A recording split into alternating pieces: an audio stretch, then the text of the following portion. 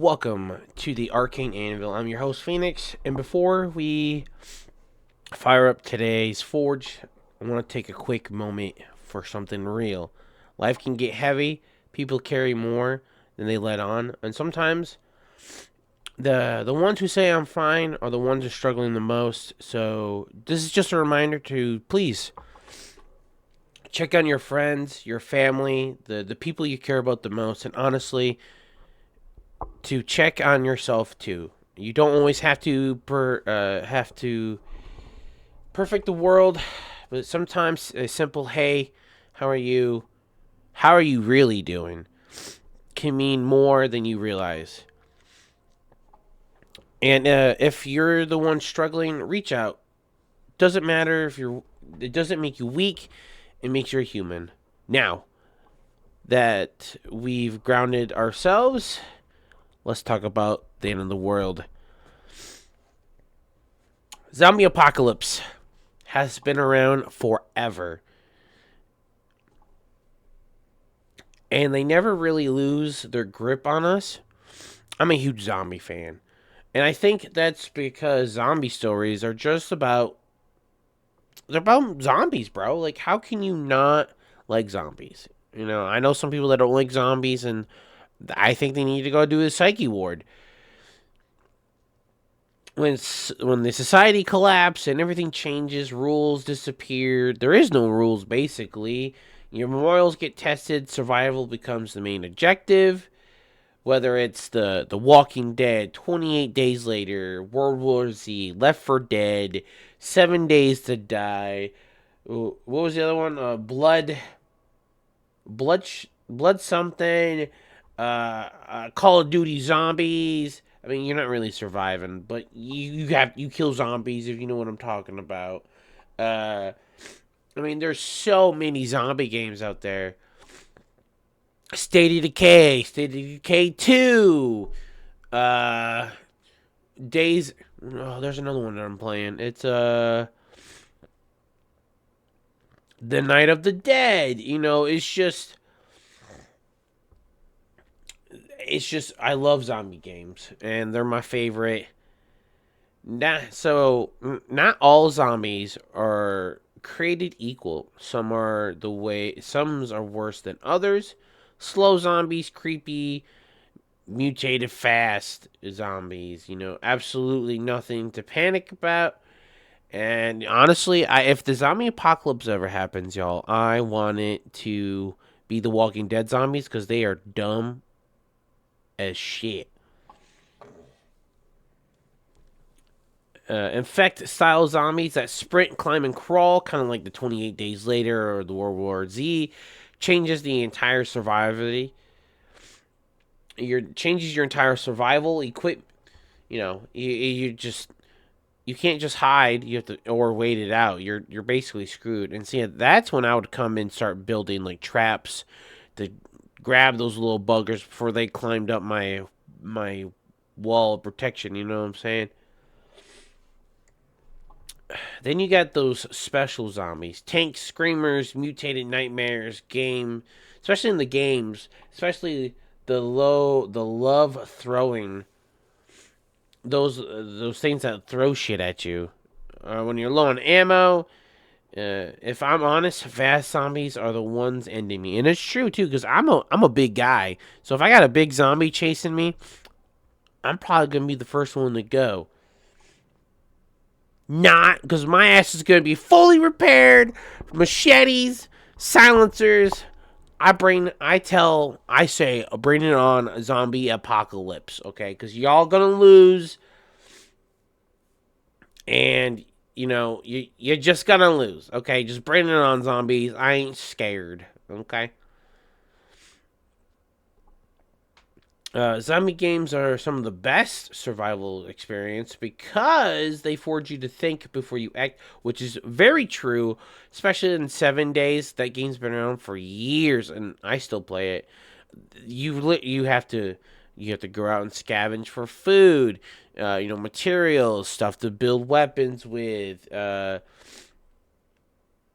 7 days is my favorite. God, it's been around How long has 7 days been around for? Let's find out.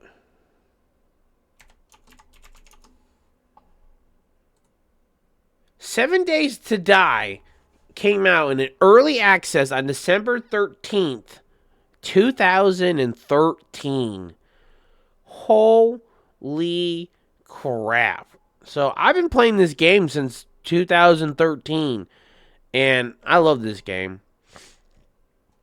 It's called 7 Days to Die, guys. It's such a fun zombie game, and it's cool too because every 7 days, it sends like you get like a blood moon, and that's when the horde comes after you. And the higher the levels you go, the more difficulty it gets. And I'm talking like cop zombies. They're bloated and they shoot like I think it's acid or something at you. And then they got crawlers, and they got the jumping spiders, and then they got the mutated ones, and then they just keep adding more and more stuff to it. And I was playing the other day, and I was up in the snow biome, and I saw this zombie yeti looking thing coming at me, and I was like, what the fuck was that? So yeah, I panicked. Um, so it's just so each 7 days it gets harder and harder and harder. Then they add, sooner or later they're still having vultures come at you. And then they have radiation zombies where they're glowing and you can see them in the distance. And then radiation. And then the cops. If you don't kill the cops fast enough, they'll explode and deal a shit ton of damage to your walls or your base or whatever. If you don't have your horde base up correctly. There's ones that actually have bombs on them that will freaking explode and destroy themselves. And man, it's crazy. So if the zombie apocalypse ever happens, I want The Walking Dead. I do not want 7 days. I don't want I don't Left 4 Dead zombies they were pretty dumb too. So I'll take them. Um. Oh, I also forgot about others. The Last of Us. I don't really consider them zombies, but apparently some people do. Days Gone. That was another one I forgot about. That game was phenomenal. That came out for the PlayStation 4, and I can't remember if it came out for PC or not. But that's another good game too. Days Gone. I would definitely go check that out. uh I miss the old school Left 4 Dead, and I'm talking about Left 4 Dead 1 and 2, the first person shooter. You're just kind of casualing along. You la di da di da. Here you go, Merry Christmas. And I remember playing that game with my buddies when it first. Actually, I was late to the Left 4 Dead scene. One of my buddies at school actually recommended it to me. He's like, "Hey man, you gotta play this game. It's called Left 4 Dead." I'm like, "Oh, what is it about?" He's like, "Oh, it's a shooter game, but with zombies." And I was like, "Oh," I'm like, "You had me at shooter and zombies, bro." Um, Now I do remember when Left 4 Dead 2 came out. I remember running to GameStop and getting my pre-order because I wanted to be first to play it with my friends. And I remember too because this is before I realized about like games had servers and stuff. So I didn't realize that the Left 4 Dead 2 servers were down because so many people were trying to get on at the same time. So I kept resetting my internet router thinking it was my internet because I was a dummy back then. Oh man, those are the days, man. I miss those days. I miss going to GameStop, getting your pre-order midnight release, walking there or tagging up with your buddies. I miss those days. I want them to bring it back. I don't know if GameStop still does it or not, but it's hard to do it for me since I'm a PC player and I can just go to Steam, download, done. Buy, download. There you go. I miss the old days where I had to go to GameStop to get it. But beggars can't be choosers. You guys know what I'm saying? So let's be real for a second. Would I survive a zombie apocalypse? I'm asking you, viewers. I'm asking you. Okay, if you're watching this video, comment down below. Tell me if you think you would survive a zombie apocalypse, and why would you survive a zombie apocalypse? I personally think I'm going to make it. I like I said, I play a lot of survival games, which I get it. It's a game, but still, I also do watch a lot of survival videos and stuff. So I'm always writing stuff down. I'm prepared. I got a closet full of survival stuff.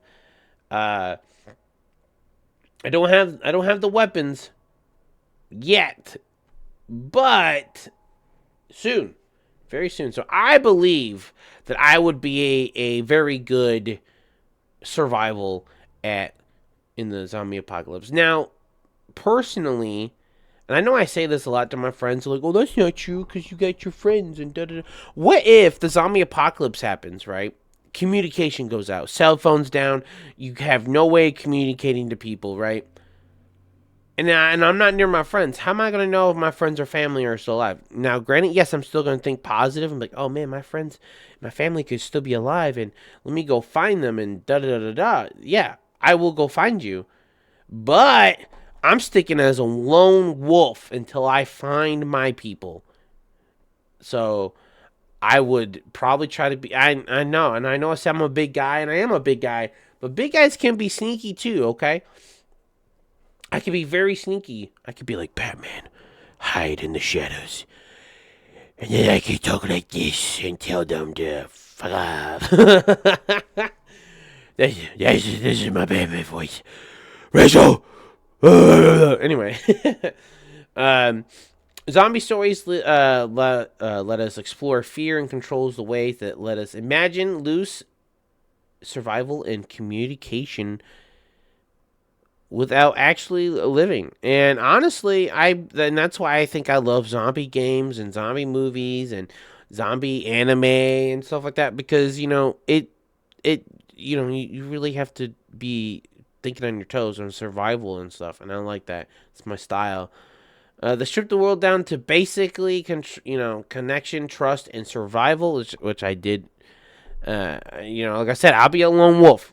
Y'all can come at me if you want, but I'll be a lone wolf, okay? You're not getting my stuff. I'll shoot you on sight if I don't trust you, okay? That is going to be it for episode 3 of the Arcane Anvil. And if you enjoyed this one, make sure you subscribe and join the guild.